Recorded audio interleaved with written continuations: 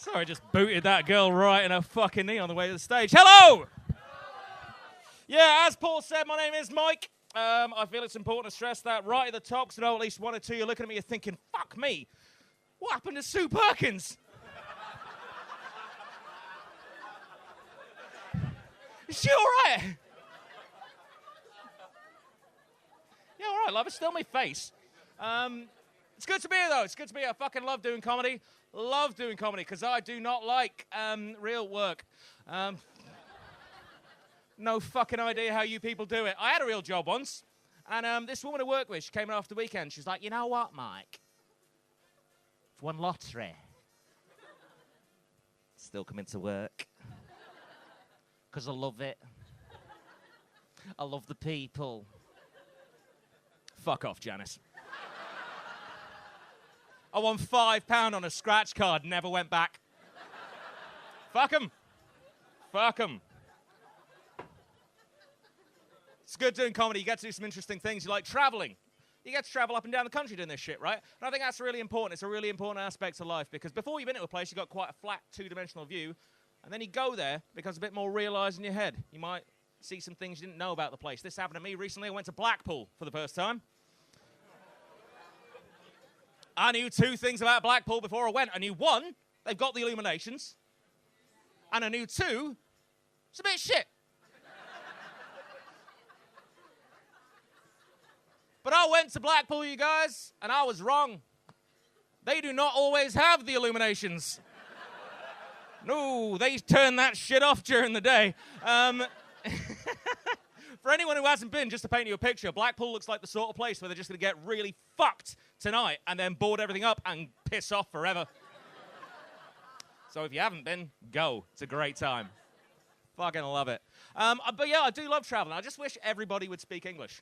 Not for any nationalistic reasons, right? No, just so people couldn't fuck with me. I went to Kos in Greece with two friends of mine by the name of Nikolai and Christian. I haven't seen them in a fucking while. Anyway, right? Two Norwegian guys, they're like, Mac, let's go to Kos. And I'm like, okay, why? It's like, it's going to be fun. I'm like, all right. So we fucking drove there.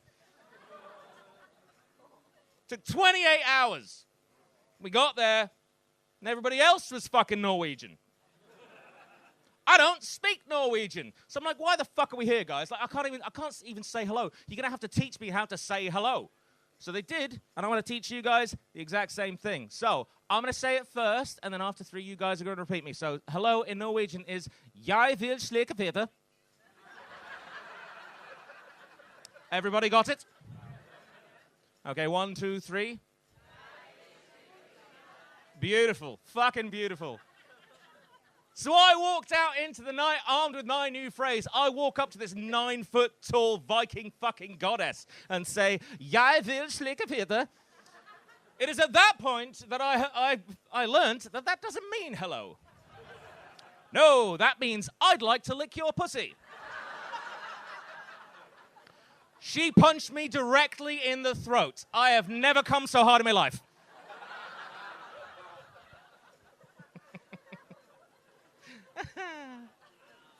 Yeah, good times. I'll tell you a bit more about me. I like arguing. Big fan of arguing, right? I mean, just to the point where I'm seriously considering just cutting both my hands off. So that way I can walk into a palm readers and be like, your move, dickhead.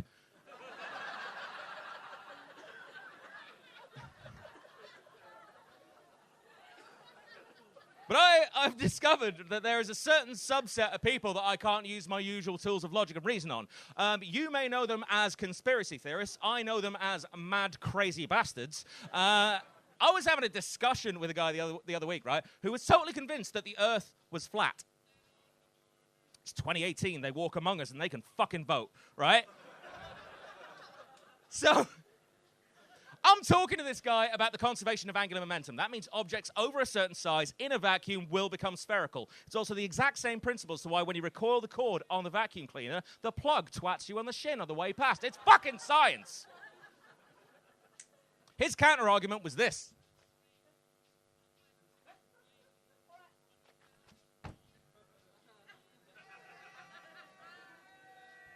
That's the stoners. I was like, what the fuck is that? And he said, you try that on an exercise ball, see how fucking far you get. He was right, I nearly killed myself. But, right, I figured out a way to beat these people. All you have to do is just out-crazy them. That's all you got to do. It's exactly what I did. After he stopped talking about the Earth being flat, he moved on to how we'd never landed on the moon in 1969. And what I did was I locked eyes with him, I laughed in his face, and I said, you think there's a moon?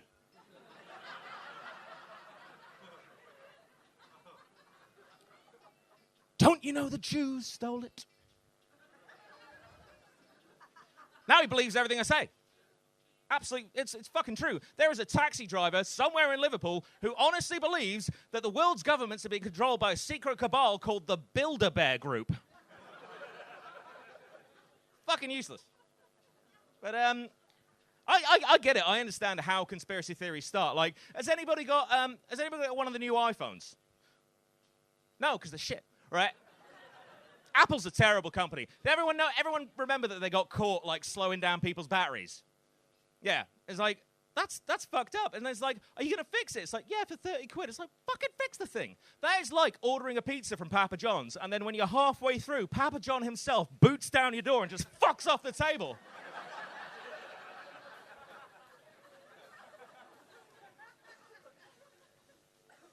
So the new iPhones is the iPhone XS, and the iPhone XS Max, and the iPhone XR. They're stupid fucking names, right? But there is a reason for that, and I'm going to share it with all of you tonight. Right? So, last year, Apple released two phones. They always announce their phones in September. This is important. Remember it for later. So they've got the iPhone 8 and the iPhone X, because it's the 10th year anniversary. X is 10, right? We're all following along so far. This year, they're in a marketing meeting about 2 weeks from launch, and they're looking at their new phones. They've got the iPhone 9 and the iPhone XI. Again, it's Roman numerals, stands for 11. And they're looking to release that in September. So they're in the meeting, they're like, we've got the iPhone 9, we've got the iPhone 11, and we're releasing them in September. 9, 11, September. Gary, what have we done? We can't release the iPhone 9 11 in September, you fucking idiots! Why did we pre-install a copy of Flight Simulator and the Quran on it? What the fuck happens when you turn it to flight mode?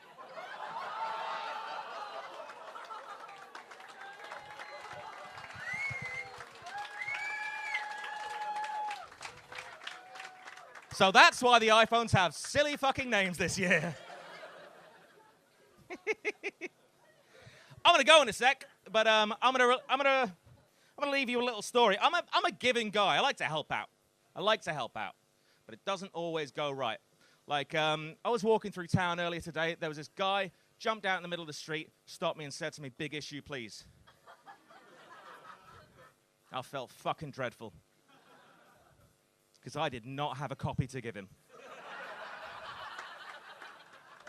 I've got no idea where you get the big issue from. I've never seen it on sale anywhere. I mean, I assume he was collecting them. He had loads on him.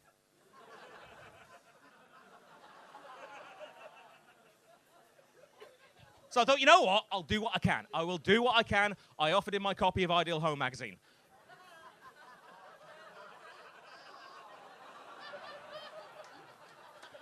He was not a fan. No, he punched me in the throat and stole my wallet. Never come so hard in my life.